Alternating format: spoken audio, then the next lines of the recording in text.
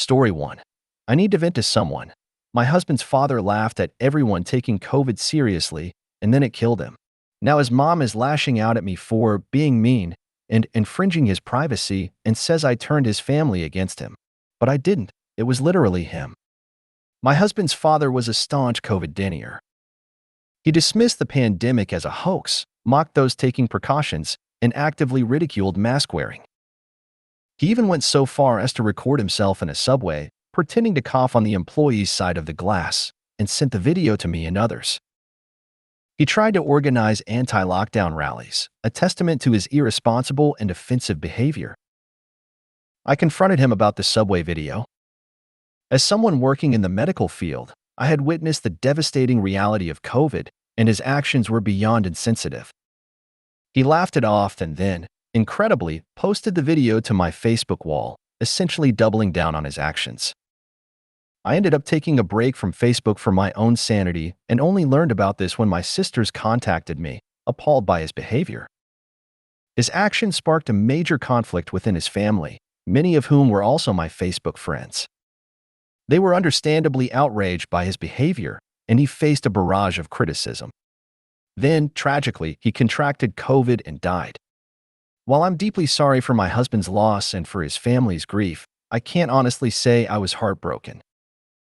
My mother-in-law, however, has twisted this tragedy, placing the blame squarely on me. She doesn't fully understand how Facebook works and is convinced that I took the video he sent me and posted it publicly. Despite repeated explanations from me and my husband, she refuses to accept the truth. She claims his death is on my shoulders, arguing that I turned his family against him, leaving him with nothing to live for. She insists that their harsh words destroyed his mental state, making him unable to recover, and that he died more from a broken heart than from COVID. She even publicly declared me a traitor on Facebook, accusing me of invading his privacy, posting a joke he never intended for the wider world, and forming an army to bully him. Many of his relatives have tried to correct her, confirming that he posted the video on my wall, but she remains convinced of my supposed guilt. I understand she's grieving and struggling, but her behavior is completely irrational, and I can't bear to deal with her anymore. Comment 1.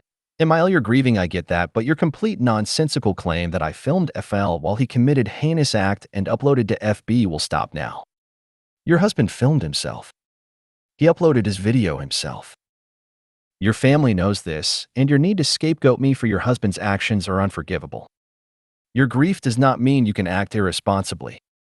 Your husband turned the family against him himself. I will not listen to your nonsense anymore. Comment 2. She is making you the scapegoat because, what is her other alternative? To admit that her husband was a dumbass who got infected while a global pandemic was going on? If she's anything like the JNs I know, everything horrible a person did vanishes when they die, and all dead family members are now saints. The only thing any of her family members could do that might help would be to get her into some grief counseling. She lost her husband, and that is sad, but she may lose more than just him if she doesn't pull her head out of her ass. Comment 3. Yes, she is grieving. What do you think how often Late Ephile had these conversations with her? How often they joked about snowflake sandwich slaves, ugh, and how much they laughed about COVID. It was all fun and games to both of them. Then the unthinkable happened, and she remembered all the times they encouraged each other's mindset and opinions, and that they formed an echo chamber of COVID denial. But that would mean that she didn't prevent her husband's death, and that can't be. She isn't evil. She is an upstanding, decent member of society. So she needed a scapegoat. Don't listen to her. It's her guilt speaking. She will deny reality because she can't handle the reality that people like her promote the spread and cause death. This is too much for her to bear. Story 2. Emile thinks my home is her home. I could really go on for pages about all the insane things my ML is doing. But my biggest pet peeve right now is she and Ephile are visiting. I'm pregnant, and Emile doesn't seem to understand that my house is not her house. Since getting here, she has scratched up our wood floor by moving furniture she shouldn't have moved. Moved furniture to different locations because she thinks it's better there. Has replaced plates and dishes without telling me. I'm just noticing that, for example, a red plate I had under a large candle is not the red plate I had put under the candle. Like she went to a store and bought a different plate to replace it, and then I assume threw out our red plate without saying anything because I haven't seen it anywhere. She insists on doing projects every time she's here without finishing any of them ever.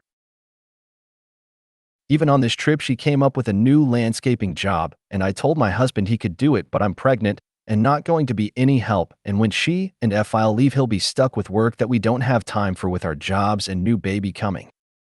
She's still insisting after being told no. They aren't unbearable, but they come up and stay with us for 2 weeks at a time and just take over. Each time it gets a little bit worse.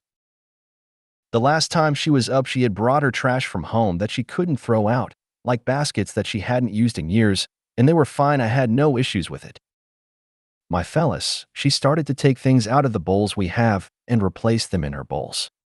I just can't handle it. Oh, and my new favorite thing is that I lost about 30 pounds last year before I got pregnant, and since finding out I was pregnant, she likes to bring up what a shame it was that I got pregnant and am gaining all that weight back. ISNT, that is shame. Comment 1. MIL, do not change anything in our home or yard. Nothing.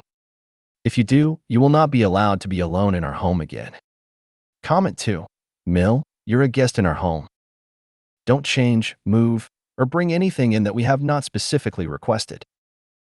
If you continue to do these things and refuse to respect our home, we will have to ask you to stay in S hotel in future. I deliberately omitted the word please in this dialogue. DH needs to be with you so you can both make your boundaries known. Good grief, the nerve of the woman. Comment 3. The pregnancy and baby are the perfect time to say something. While you're pregnant, you're now too tired and not feeling well enough to host, and you'd appreciate your space. Please stay at a hotel and we will meet at restaurants for dinner. When baby comes, you are tired and recovering and also need space and privacy and would appreciate not to be the hostess. Hotel stays and out-of-home visits only. Comment 4. Emile, do you know what happened to the plate under the candle? It was a gift from insert relative that's passed and means the world to me. I think about them every time I look at it. Then use those pregnancy hormones to start crying unconsolably. Make sure DH is in on it so he doesn't blow it. Story 3. All aboard. The tantrum train has left the station. Oh boy, Emile tantrums, you say? Well, the latest gem from our corner of the world involves a full-blown meltdown over canning equipment. Apparently, our refusal to shell out for a small fortune's worth of jars, sealers, and who knows what sent her into orbit. Never mind that we are already drowning in work and have precisely 0 spare seconds for a new, incredibly time-intensive hobby.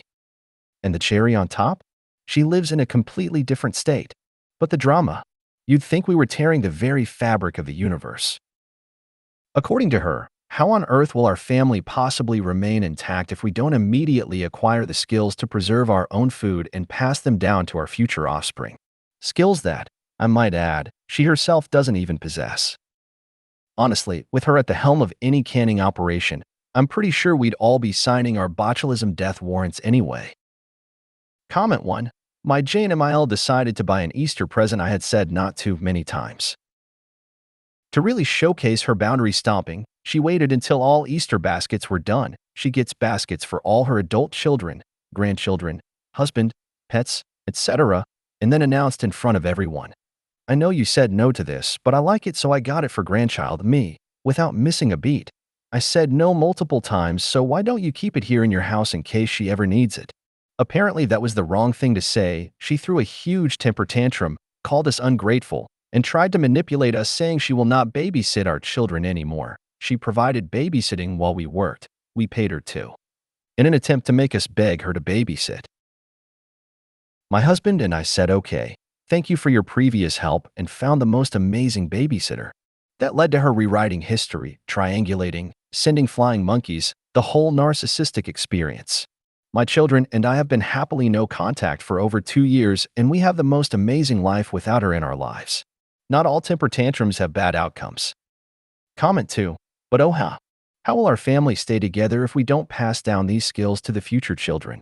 Skills Emile doesn't even have, by the way. Oh, if only there was a small device that you could carry in your pocket or purse that contained a large part of the sum of human knowledge. Comment 3. Just no mom, not Emile. We were moving states after being in the same town for a few years. I said goodbye and hugged her. Her words were, "Be careful. Make one mistake and your grandchildren will be taken away too." Foolish me thinking she was wishing us safety on our road trip. No, she was wallowing in self-pity that she wouldn't see my kids that she barely bothered to spend more than an hour a week with. The kicker is she said it with my kids right next to us. And it's not like she couldn't visit, until yet more behavior issues resulted in NC. There was also the time a few months before that when she discovered a book I had about dealing with badly behaved mothers, Snoop much, and started doing that puff up her chest and lean and thing that school-aged boys do like they're gonna fight you. It was freaking hilarious. She's much shorter than me and more out of shape. I just stared at her till she backed down. Don't remember a lot about my childhood, but her behavior there made me wonder if I'm not blocking some things out because that didn't feel like a maneuver that a person makes unless they were used to hitting their kid.